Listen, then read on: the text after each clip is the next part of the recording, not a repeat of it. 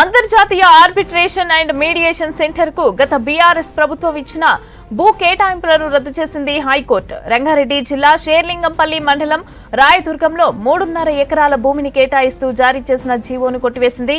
గత బీఆర్ఎస్ ప్రభుత్వం ఐఏఎంసీకి 2021లో భూమి కేటాయింపుతో పాటుగా నిర్వహణ కింద కూడా ఏటా 300 కోట్ల రూపాయలనైతే మంజూరుకు జీవోలు విడుదల చేసింది. అయితే సుప్రీంకోర్టు నిబంధనలకు విరుద్ధంగా 350 కోట్ల విలువ చేసే భూమిని ప్రైవేట్ సంస్థలకు కేటాయించారని ప్రజా ప్రయోజన వ్యాజ్యాలు దాఖలయ్యాయి. వీటిని justice K Lakshman, justice K సుజనతో కూడిన ధర్మాసనం విచారించింది. ఐఏఎంసీకి భూముల కేటాయింపు రూల్స్ కి విరుద్ధంగా జరిగిందని బలంగా వాదించారు న్యాయవాది రఘునాథరావు. అయితే అంతర్జాతీయ arbitration and mediation centre Hyderabad లో ఏర్పాటు చేయడంతో అంతర్జాతీయ సంస్థల మధ్య వివాదాలు పరిష్కారం అవుతాయని అన్నారు అడ్వకేట్ జనరల్. వివాదాలు న్యాయస్థానాల్లోనే కాకుండా బయట కూడా పరిష్కరించుకోవచ్చునని కోర్టులే చెప్తున్నాయని అన్నారు. ఇరువైపులా వాదనలు జనవరిలోనే ముగిశాయి. అప్పుడు రిజర్వ్ చేసిన తీర్పును ప్రకటించింది హైకోర్టు. భూ కేటాయింపులతో పాటు నిర్వహణ కోసం 3 కోట్ల మంజూరుకు జారీ చేసిన జీవోలను కొట్టివేసింది. అంతర్జాతీయ ఆర్బిట్రేషన్ అండ్ మీడియేషన్ సెంటర్ కు గత బీఆర్ఎస్ ప్రభుత్వం ఇచ్చిన భూ కేటాయింపులను రద్దు చేసింది హైకోర్టు. రంగారెడ్డి జిల్లా షేర్లింగంపల్లి మండలం రాయదుర్గంలో 3.5 ఎకరాల భూమిని కేటాయిస్తూ జారీ చేసిన జీవోను కొట్టివేసింది. గత బీఆర్ఎస్ ప్రభుత్వం ఐఏఎంసీకి 2021లో భూ కేటాయింపుతో పాటు నిర్వహణ కింద ఏటా 3 కోట్ల రూపాయలు మంజూరుకు జీవోలు విడుదల చేసింది. అయితే సుప్రీంకోర్టు నిబంధనలకు విరుద్ధంగా 350 కోట్ల విలువ చేసే భూమిని ప్రైవేట్ సంస్థకు కేటాయించారని ప్రజా ప్రయోజన వ్యాజ్యాలు దాఖలయ్యాయి. వీటిని justice K Lakshman, justice K సుజనతో కూడిన ధర్మాసనం విచారించింది. సూర్యాపేట జిల్లా పాలకీడు మండలంలో పర్యటించారు ఇరిగేషన్ శాఖ మంత్రి ఉత్తమ్ కుమార్ రెడ్డి. జాన్పహాడ్ ఎత్తిపోతల పథకం పనులను పరిశీలించారు. జాన్పహాడ్ ఎత్తిపోతల పథకానికి జవహర్ జాన్పహాడ్ లిఫ్ట్ ఇరిగేషన్ గా పేరు పెట్టామని అన్నారు మంత్రి. ఈ పథకం కోసం 3 కోట్లు ఖర్చు చేస్తామన్నారు. ప్రాజెక్టుతో 10,000 ఎకరాలు సాగులోకి వస్తాయన్నారు. పనులు వేగంగా జరగకుంటే కాంట్రాక్టర్ సిఈ మీద చర్యలు తీసుకుంటామని అన్నారు ఉత్తమ్. గోదావరి నదిపై ప్రాజెక్టు కడితే బనకచర్ల వాదం వచ్చి ఉండేది కాదని అన్నారు. ఇరిగేషన్ శాఖ మీద 16,000 కోట్లు అప్పు కడుతున్నామని చెప్పారు ఉత్తమ్.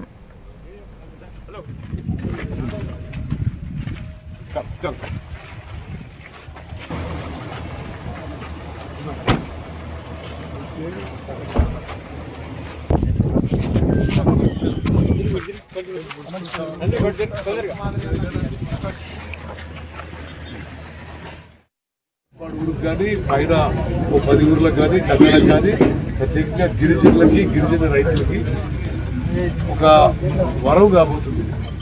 అందుకే ఇదివరకు పేరుకి జాన్పాడ్ మేజర్ కానీ జాన్పాడ్ వరకు నీళ్ళు వచ్చింది.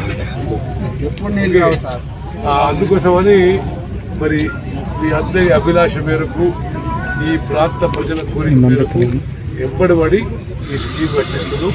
మీ అందరి ఓకే, మీ అందరి సహకారం కూడా కావాలి. ఇది విషయం జనంలో తీసుకోవాలి. 2-3 విషయాలు చెప్పాలి. ఇది నేను మళ్ళా వచ్చే అవసరం లేకుండా మీరు పనులు పూర్తి చేయాలని చెప్పి చేస్తున్నా. లేకపోతే మేము కూడా చర్యలు ఉంటే చెప్తున్నాను, బహిరంగ చెప్తున్నాను. చాలా స్లోగా మనకు నడుస్తుంది. మీరు పోయినసారి వచ్చి చూసిన దానికి ఈనాటికి పెద్ద ప్రోగ్రెస్ లేదు. ఓకే, ఇప్పుడు నేను ప్రత్యేకంగా సిఈసిడిఓ కూడా ఎదురమ్మని అంటే మీకు ఇక్కడ డిజైన్స్ విషయంలో ఏమైనా ఉంటే వారు చూసుకుంటారు. మీరు ఎవరో చిన్న పిల్లగాని పెట్టిడా ఒక ఏదో ఆషామాషిగా చేస్తే కుదరదు. ఏదైనా సరిగ్గా మీకు మేనేజర్ కూడా లేడా? ఏదో చిన్న పిల్లగాని పెట్టిన పోతే నుంచి ఆయన ఏం చూస్తారా? ఇందిరమ్మ ఇండ్లపై ఇంట్రెస్టింగ్ కామెంట్స్ చేశారు మంత్రి వాకిటి శ్రీహరి. ఇండ్ల నిర్మాణం ఎంత త్వరగా ప్రారంభిస్తే అంత త్వరగా మీ అకౌంట్లో డబ్బులు పడతాయని అన్నారు. ఒకవేళ మీ డబ్బులు పడకపోతే తన ఇల్లు అమ్మి అయినా సరే డబ్బులు చెల్లిస్తానని లబ్ధిదారులకు భరోసా ఇచ్చారు మంత్రి. నారాయణపేట జిల్లా మక్తల్లో 291 మంది లబ్ధిదారులకు ఇందిరమ్మ ఇళ్ల మంజూరు పత్రాలను అందజేశారు మంత్రి.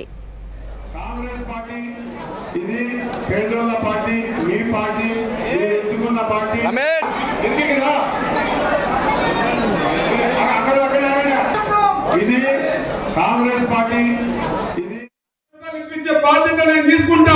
మీరందరూ పునాది వేయాల్సిందిగా కోరుతా ఉన్నాను. పునాదులు అయిపోగానే ఖచ్చితంగా గోడలు కట్టుకోండి.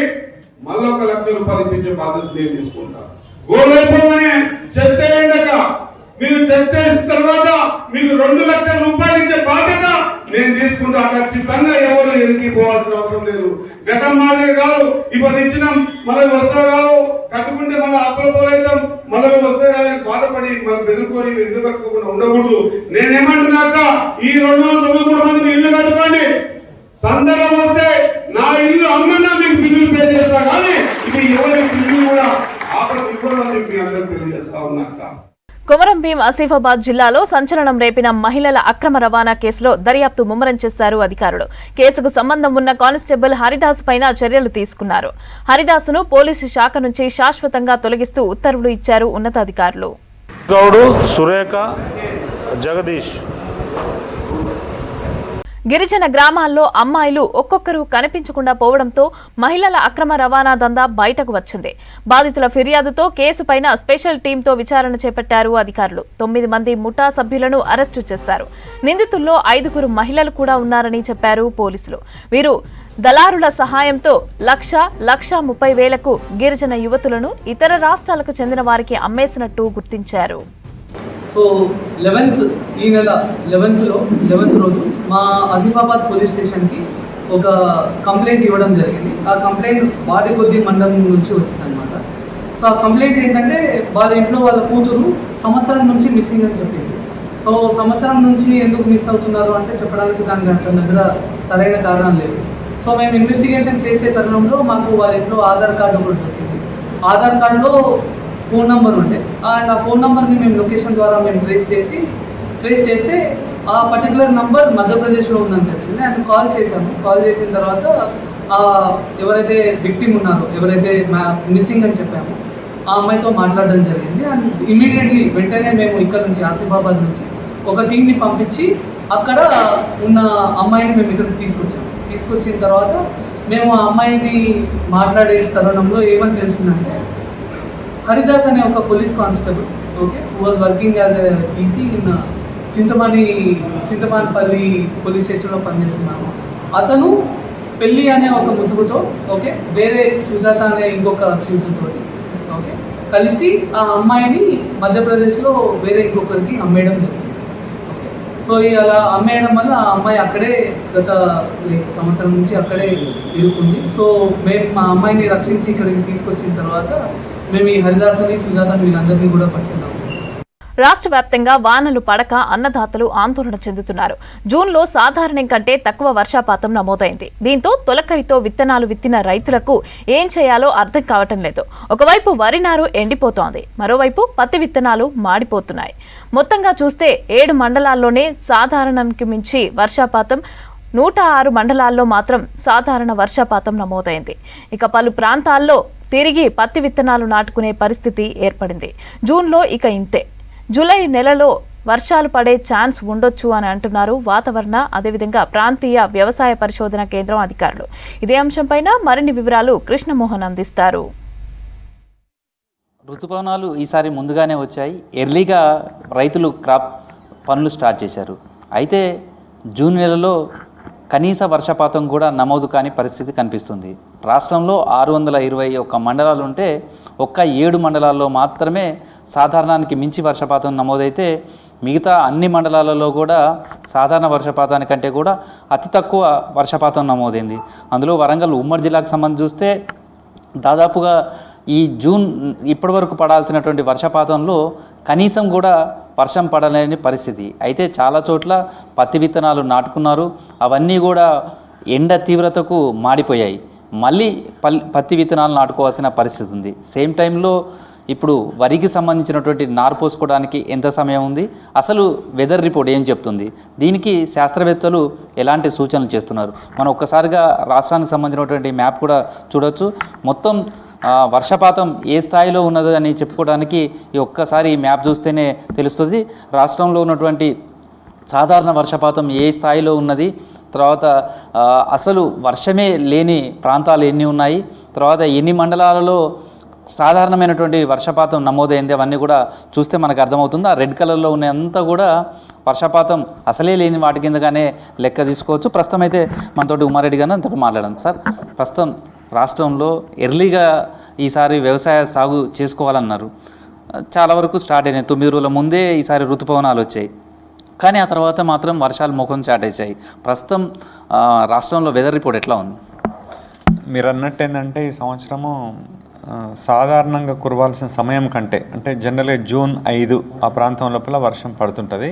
కానీ ఈ సంవత్సరం ఏంటంటే మనకు 9 రోజుల ముందుగానే మనకు ఋతుపవనాలు తెలంగాణలో ప్రవేశించడం చేత మనందరం కూడా చాలా సంతోషపడ్డాం.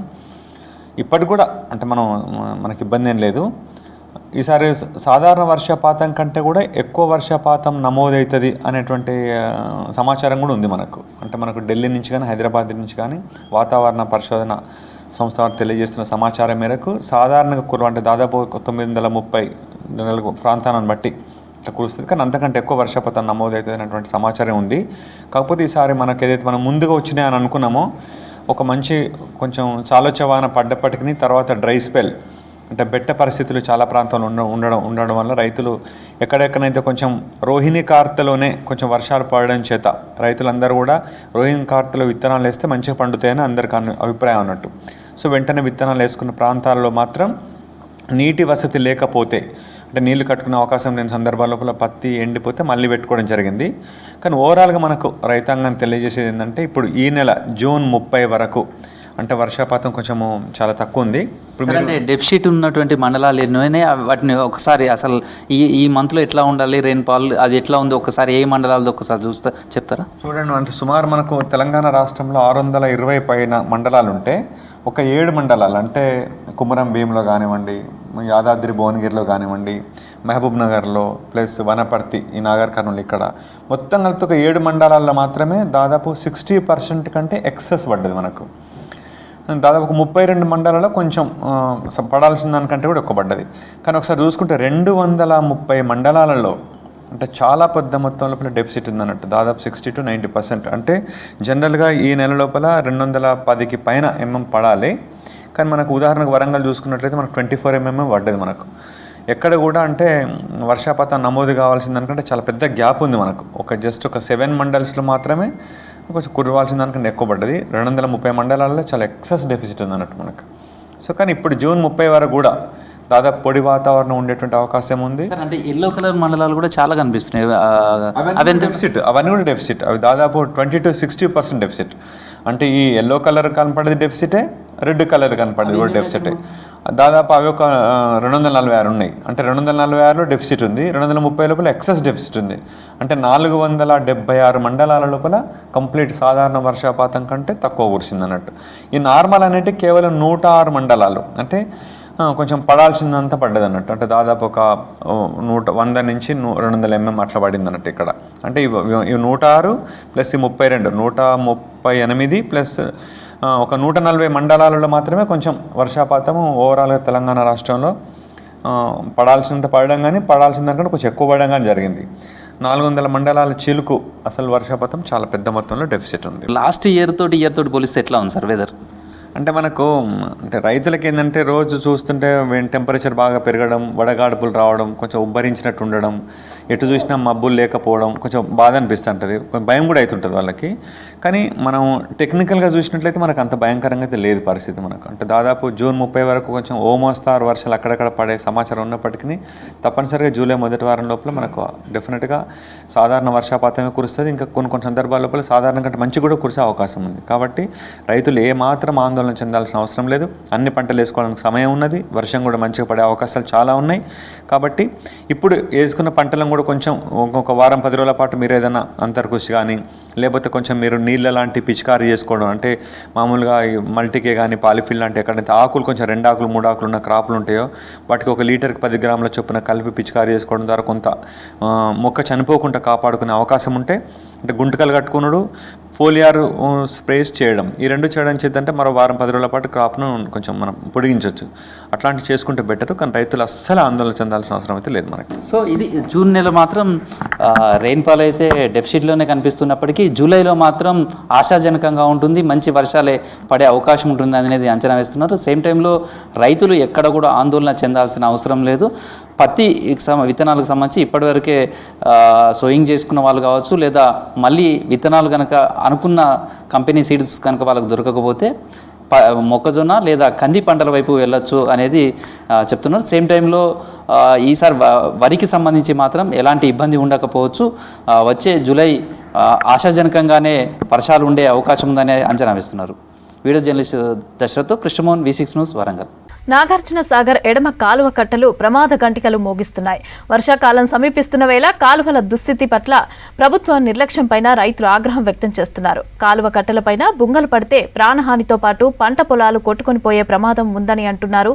ఆందోళన చెందుతున్నారు రైతులు.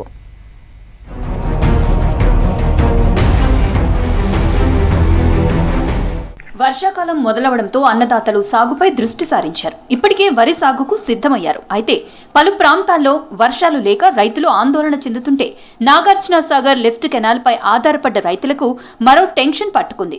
ఎగువ ప్రాంతాల్లో కురిసే వర్షాలతో సాగర్ నిండుతుందని ఆశిస్తున్న రైతులకు కాలువల లైనింగ్ పరిస్థితి మాత్రం ఆందోళన కలిగిస్తోంది. మిర్యాలగూడ సబ్ డివిజన్ తో పాటు లెఫ్ట్ కెనాల్ విస్తరించిన ప్రాంతాల్లో చాలా చోట్ల లైనింగ్ దెబ్బతినడంతో బుంగలు పడే అవకాశం ఉందని తెలుస్తోంది.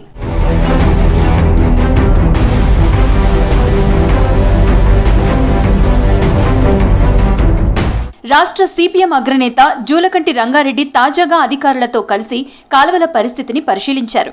లైనింగ్ లేకుండా వదిలేసిన ఈ కాలువలు వర్షాకాలంలో పూర్తిగా తెగిపోయే ప్రమాదం ఉందని గుర్తించారు.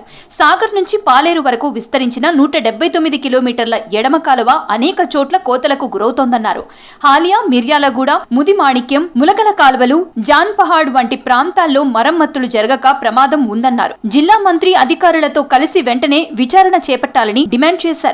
లేదంటే రైతులతో కలిసి పెద్ద ఎత్తున ఆందోళన చేస్తామంటూ హెచ్చరించారు జూలకంటి రంగారెడ్డి.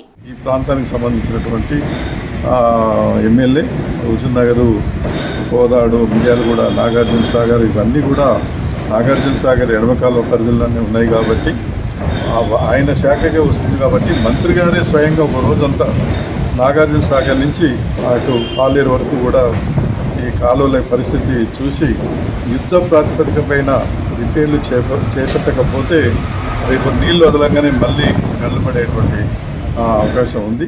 కాలువ డ్యామేజ్ ఉన్న ప్రదేశాల్లో సంపూర్ణ మరమ్మతుకు ఇంకా నెలన్నర మాత్రమే గడువు ఉందని రైతులు గుర్తు చేసుకున్నారు. ఈలోపే చర్యలు తీసుకోకపోతే పంట పొలాలు, గ్రామాలు నీట మునిగే పరిస్థితి తలెత్తవచ్చని హెచ్చరిస్తున్నారు. కెనాల్ రిపేర్ కోసం నిధులు మంజూరు చేస్తామని ప్రభుత్వం ప్రకటించినా అది మాటలకే పరిమితం అవుతోందని మండిపడుతున్నారు రైతులు. సాగర్ లెఫ్ట్ కెనాల్ నుంచి ఖమ్మం వరకు ఉన్నటువంటి రైతులకి నీళ్లు వదిలిన సందర్భంలో ఇక్కడ ఉన్నటువంటి కెనాల్ మొత్తము దాదాపుగా పూర్తిగా ఒక 70% మరమ్మతులకు నోచుకోకుండా డ్యామేజ్ అయి ఉంది. ఎప్పుడైతే అధికారులు నీళ్లు రాగానే తక్షణమే వాళ్ళు నీళ్లు వదలడంతో ఆ నీళ్ళు యొక్క ఉధృతికి తెగిపోవడం జరిగింది. ఎవరు దీన్ని పట్టించుకుంటే లేరు. మొత్తం కాల పుల్లు వచ్చినాడు, అసలు భయం అవుతుంది. ఇక ఈ పక్క ఆ పక్క కూలుతూనే పుల్లుకు వచ్చిన రోజు నీళ్ళు భయం అవుతుంది. ఏమో వాన అలానే వాన ఏరకు కమ్ముతుంది కాలువ. ఇంకా పోతుంటే ఎట్ట ధరలు మంచిగుంటే కాలువ పోద్ది నీళ్ళు మొత్తం ఈ పక్క ఆ పక్క గులి. అసలు ఏమైనా పట్టించుకునే వాళ్ళు ఎవడు దీనికి ఊరి వరకు ఇటు ఇంకా అసలు ఉంటుంది, ఆ ఊరే ఉండదు. నాగార్జున సాగర్ ఎడమ కాలువ కింద ఉన్న అనేక రైతులు ఎన్నో రకాలుగా ఇబ్బంది పడుతున్నారు. అదేవిధంగా పెద్ద పెద్ద గుంతలు పడి మొత్తం కట్టదిగే అవకాశాలు ఉన్నాయి ఈ ఏరియాలో. పోయినసారి అట్నే మన నరసింహాలగూడెం దగ్గర దిగినప్పుడు చాలా మంది రైతులు అన్యాయం అయిపోయారు. అదేవిధంగా మా ఏరియాలో కూడా చాలా దిక్కులో చాలా ఇబ్బందులు ఉన్నాయి. దయవుంచి అధికారులు దీన్ని దృష్టిలో ఉంచుకొని, ఇప్పుడు 4-5 సంవత్సరాలు అయింది దీన్ని ఎట్లానే వదిలిపెట్టారు. సగం వేసారు, అవతల పక్క అది సగం వేయకుండా అది అట్లనే వదిలిపెట్టారు. అవి వేసినా కానీ మొత్తం అంతా డ్యామేజ్ అయిపోయింది. ఇట్లా మొత్తం వాటర్ ఫ్లోయింగ్ వల్ల మొత్తం అంతా డ్యామేజ్ అయింది. ఇంటి అది పక్క మొత్తం పక్కనే ఇండ్లు మొత్తం కొట్టుకుపోతాయి.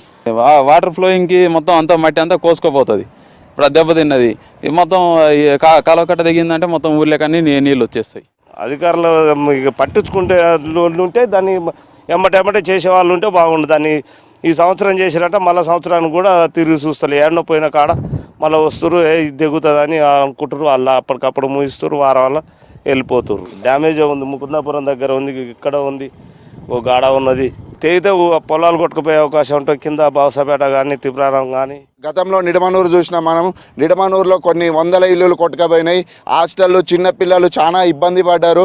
ఇట్లాంటి సంఘటనలు మళ్ళీ జరగకుండా అధికారులు ఎప్పుడైతే ఎన్ఎస్పి లెఫ్ట్ కెనాల్ విడుదల చేయముందుకే ఈ వర్క్ అనేది కంప్లీట్ చేసి ప్రజలకు ఎటువంటి హాని కలగకుండా చూడాలని కోరుతున్నాం. కొందరు అధికారుల నిర్లక్ష్యంతో తమ భద్రతే ప్రశ్నార్థకంగా మారిందని ఆవేదన వ్యక్తం చేస్తున్నారు సాగర్ లెఫ్ట్ కెనాల్ ఆధారిత రైతులు.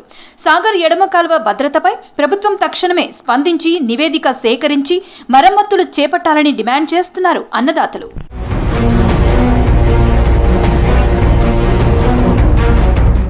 పసుపు సాగు విధానం మిగతా పంటలతో పోల్చితే ప్రత్యేకంగా ఉంటుంది. పసుపు కొమ్మును విత్తడం ద్వారా పసుపుని సాగు చేస్తారు. మిగతా పంటలలాగా నారుమల్లు ఉండవు. కానీ గత 2 ఏళ్లుగా పసుపుకి కూడా నారుమల్లు తయారు చేస్తున్నారు శాస్త్రవేత్తలు. అలా నిజామాబాద్ పసుపు పరిశోధన కేంద్రం వారు ఒక కొత్త అధ్యయనానికి తెరతీశారు. ఈసారి కూడా పసుపు నారు పంపిణీ చేశారు అధికారులు.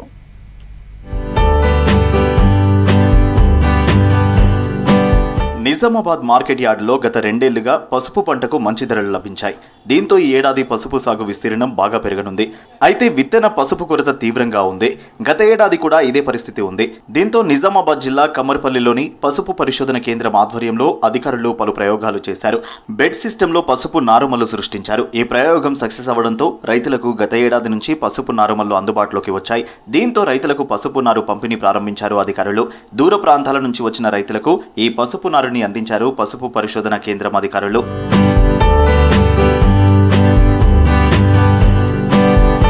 గత సీజన్లో నిజామాబాద్ జిల్లాలో 30,000 ఎకరాల్లో మాత్రమే పసుపును సాగు చేశారు రైతులు. గతంలో ఉన్న ఇబ్బందుల నేపథ్యంలో సాగు విస్తీర్ణం తగ్గించారు. కానీ పంట చేతికొచ్చిన సమయంలో నిజామాబాద్ మార్కెట్లో పసుపుకి 19,000 పైచిలకు అధిక ధర పలికింది. ఈ క్రమంలో ఈ ఏడాది పంట విస్తీర్ణం పెంచారు రైతులు. ఈ సీజన్లో జిల్లాలో దాదాపు 40,000 ఎకరాల వరకు సాగు చేస్తున్నారు. నిజామాబాద్తో పాటు జగిత్యాల, నిర్మల్, వరంగల్, మహబూబాబాద్ జిల్లాలో సాగు పెరగనుంది.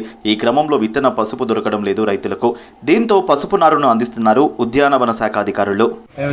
రకం పసుపు ఇంతకుముందు వాడినాం, అదే వేసినాం. కుర్కుమిన్ పర్సెంటేజ్ తక్కువ వస్తుందని ఇప్పుడు ఈసారి ఈ నారు పసుపు నారు రకం ఇస్తుంది కాబట్టి దీంట్లో అంటే పీతాంబరం రకం తీసుకున్నాం. తొందరగా వస్తుంది పంటగా. కుర్కుమిన్ పర్సెంటేజ్ ఎక్కువ ఉందని ఈ నారు తీసుకోవడానికి వచ్చినాం ఈరోజు. దీనివల్ల దిగుబడి ఎక్కువ వస్తుందని మేము పసుపు కోసం ఇక్కడికి వచ్చినాం. పసుపు కొత్త వెరైటీ అని తీసుకోవడానికి ఇక్కడికి వచ్చినాం. 5,000 మొక్క తీసుకుంటాం. 5,000 మొక్క ఒక 10 గుంటలలో వస్తుంది. పేపర్ వేసి మల్చింగ్ పద్ధతి ద్వారా మేము పెడుతున్నాం. కొత్త వెరైటీ అని ఇక్కడికి వచ్చినాం. సీడ్ క్రాసింగ్ చేసి తీసుకోవడానికి వచ్చినాం. మళ్ళీ ఇది మొక్క ధర బట్టి మాకు తొందరగా 1 రోజుల ముందు వస్తుంది కాబట్టి తీసుకోవాలి. పసుపు బోర్డు ఏర్పాటుతో పాటు పసుపుకి మంచి ధరలు వస్తున్నాయి. దీంతో పసుపు సాగు విస్తీర్ణం గణనీయంగా పెరిగింది. ఈ క్రమంలో ఈసారి విత్తన పసుపుకి బాగా డిమాండ్ ఉంది. రైతులకు సరిపడా విత్తనం అందించే క్రమంలో రకరకాల ప్రయోగాలు చేశారు కమ్మర్పల్లి పసుపు పరిశోధన కేంద్రం శాస్త్రవేత్తలు. నారుమల్ల రూపంలో తయారు చేసి పసుపు నారును రైతులకు అందుబాటులో తెచ్చారు. పసుపులో ఉండే రకరకాల వంగడాలకు రైతులకు పంపిణీ చేశామన్నారు పసుపు పరిశోధన కేంద్రం అధికారులు. సో మా పరిశోధన స్థానంలో మేము ఈ పసుపు విత్తనం ఇవ్వకుండా రైస్ సోదరుల కోసము ఈ పసుపును నారు రూపంలో ట్రైలర్లో పెంచి రైస్ సోదరులకు ఇవ్వడం జరుగుతుంది. దాంట్లో 1,20,000 మొక్కలు మేము రైస్ సోదరులకు ఇస్తున్నాము. దాంట్లో లోకల్ పండించే ఎర్రగుంటూరు అంటే దుగ్గిరాల రేటు, పీతాంబర్, రాజాపూరి, సేలం, లకడాంగు ఇలాంటి వెరైటీస్ అన్ని రైస్కి ఇస్తున్నాము. అది కాక మేము మారన్ వెరైటీ గల అల్లం కూడా ఇస్తున్నాము. ఇవన్నీ కూడా మేము ఒక ట్రైలర్లో కోకోపీట్ ట్రైలర్లో పెంచేసేసి ఒక 30 రోజులు పెంచి రైస్ సోదరులకు ఇవ్వడం జరుగుతుంది. స్పైసెస్ బోర్డ్, పసుపు బోర్డు వారి సహకారంతో విత్తన పసుపుని నారు రూపంలో ఇవ్వాలని నిర్ణయించారు. ఒక్కో మొక్కను ₹1 చొప్పున రైతులకు పంపిణీ చేశారు. అయితే యాజమాన్య పద్ధతుల్లో ఎలాంటి తేడా ఉండదని, పంట కాలం 9 నెలలుగా ఉంటుందని, దిగుబడి కూడా బాగా వస్తుందంటున్నారు పసుపు బోర్డు చైర్మన్ గంగారెడ్డి. గతంలో పసుపు విత్తనాన్ని నేరుగా కొమ్ములే అందించేటువంటి పరిస్థితి ఉంటుండే. ఇప్పుడు కొత్తగా మన కమ్మరిపల్లి వ్యవసాయ పరిశోధన కేంద్రంలో పసుపు మరియు అల్లం విత్తనాన్ని మొక్కలుగా నాటి వాటిని నెల తర్వాత 40 రోజుల తర్వాత రైతులకు అందించాలన్నటువంటి ట్రేలలో వాటిని అభివృద్ధి చేసి రైతులకు అందించాలన్నటువంటి ఒక ప్రయోగం ఏదైతే ఉందో అది సక్సెస్ఫుల్గా అందించడం జరుగుతుంది. ఈ ట్రేలో పెట్టినటువంటి ఈ మొలకలు మంచి ఎదుగుదల ఉంది, బాగుంది. ఆర్గానిక్ పద్ధతిలో ఇక్కడ మొలకలు తయారు చేసిండ్రు. దీన్ని పంటగా కూడా ఆర్గానిక్ పంట పండిస్తే బాగుంటుందనేటువంటి విషయాన్ని మన సైంటిస్టులు వ్యక్తం చేయడం జరిగింది. తాము చాలా ఏళ్ల నుంచి ఏటా పసుపు కొమ్మునే డైరెక్ట్గా విత్తేవారమని, గత ఏడాది నుంచి పసుపు నారు అందుబాటులోకి రావడం కొత్త అనుభూతినిస్తోందంటున్నారు పసుపు రైతులు. సంగారెడ్డి జిల్లాలోని పటాన్చెరు నియోజకవర్గంలో రైతు భరోసా పైన బీఆర్ఎస్ కాంగ్రెస్ మధ్య డైలాగ్ వార్ నడిచింది. ఈ ప్రాంత రైతు భరోసా జమ కాలేదని బీఆర్ఎస్ ధర్నా నిర్వహించింది. అయితే ఆ తర్వాత 2-3 రోజుల్లోనే వ్యవసాయ భూముల రైతులకు నిధులను విడుదల చేయించారు కాంగ్రెస్ నేతలు. చివరికి రైతులతో కలిసి సంబరాలు నిర్వహించారు.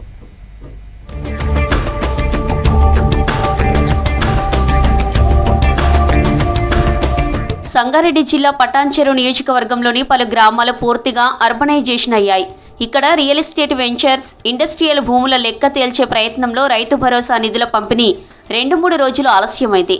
దీంతో ఈ ప్రాంత రైతులకు రైతు భరోసా ఇవ్వాలంటూ జన్నారంలో మాజీ మంత్రి హరీష్ రావు ధర్నా చేశారు. నియోజకవర్గ రైతులకు రైతు భరోసా మెసేజ్లు రాలేదంటూ ప్రభుత్వాన్ని ప్రశ్నించారు. అప్పటికే స్థానిక కాంగ్రెస్ నేతలు మంత్రి తుమ్మల నాగేశ్వరరావుని కలిసి పరిస్థితిని వివరించడంతో రైతు భరోసా నిధులు రిలీజ్ అయ్యాయి. అదే జన్నారంలో రైతులతో కలిసి సంబరాలు చేశారు కాంగ్రెస్ నేతలు. మా పటాన్చెరు నియోజకవర్గంలో రైతు బంధు పడడం వల్ల మేము చాలా సంతోషం వ్యక్తం చేస్తున్నాం.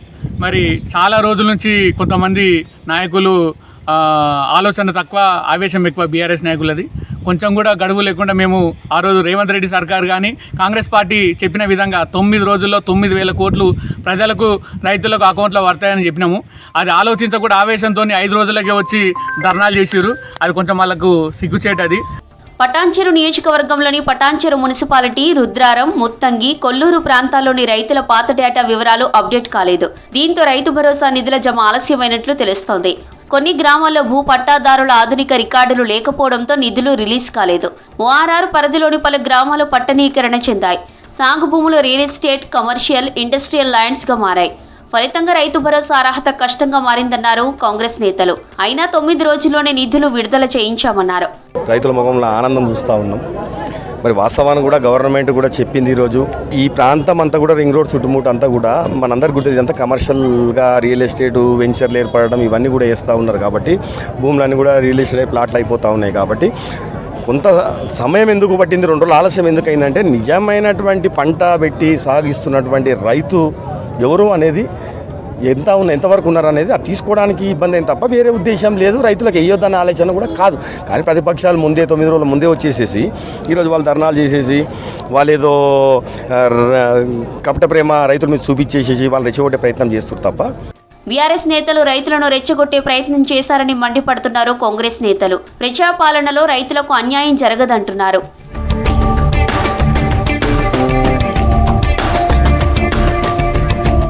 నల్గొండ ప్రభుత్వ హాస్పిటల్ వెల్నెస్ సెంటర్ పైన నిర్లక్ష్యం కనిపిస్తోందనే విమర్శలు వస్తున్నాయి. ఉచిత వైద్య సేవలు అందించేందుకు గతంలో ఈ వెల్నెస్ సెంటర్ను ఏర్పాటు చేశారు. కానీ ఆ కేంద్రంలో ప్రస్తుతం రోగులకు కావాల్సిన సదుపాయాలు కల్పించడంలో విఫలమవుతున్నారని అంటున్నారు జనం. ప్రభుత్వ ఉద్యోగులు, పెన్షనర్లు, జర్నలిస్టులు, వారి కుటుంబ సభ్యులకు ఉచితంగా వైద్య పరీక్షలు చేయించడంతో పాటు మందులు ఇవ్వడం కోసం గత ప్రభుత్వం వెల్నెస్ సెంటర్ ని ప్రారంభించింది. ప్రతిరోజు సుమారు 200 నుంచి 500 మంది వరకు హెల్త్ కార్డు కలిగిన వారు ఈ కేంద్రానికి వచ్చి వైద్య సేవలు పొందుతున్నారు. ముఖ్యంగా బీపీ, షుగర్, గుండె, కిడ్నీ, కీళ్లు, మోకాళ్ల నొప్పులు వంటి దీర్ఘకాలిక వ్యాధులతో బాధపడుతున్న వారు నెల ఉచితంగా టాబ్లెట్లు తీసుకువెళ్తూ ఉంటారు. కానీ గత కొన్ని రోజులుగా టాబ్లెట్లు, సిరప్లు అందుబాటులో లేకపోవడంతో కేవలం 1-2 మందులే ఇస్తూ పంపిస్తున్నారు.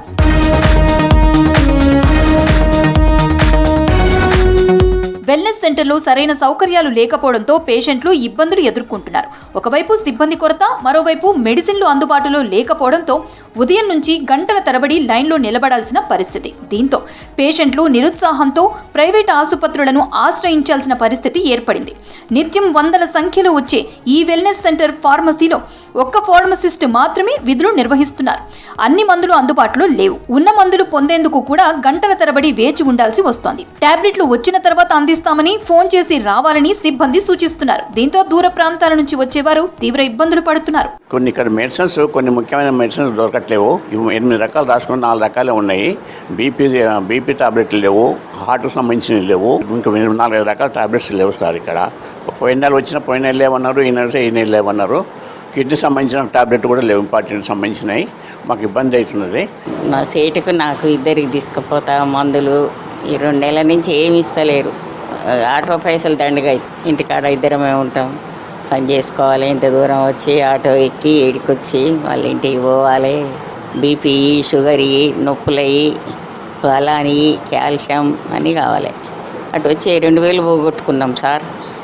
మళ్ళీ ఇటు ఈ మందులు రావట్లేవు. ఇప్పటికే అనారోగ్యంతో ఉన్న పేషెంట్లు మందుల కోసం ఇలా తిరగాల్సిన పరిస్థితి ఇబ్బందికరంగా ఉందంటున్నారు. మందుల గురించి అడిగితే ఆరోగ్యశ్రీ ట్రస్ట్ కు ఇండెంట్ పెట్టామని వెల్నెస్ సెంటర్ బాధ్యులు చెప్తున్నారు. మరోవైపు సరిగా కుర్చీలు లేకపోవడంతో అనారోగ్యంతో వచ్చిన రోగులు నిల్చుండి వేచి ఉండాల్సిన దుస్థితి ఉంది.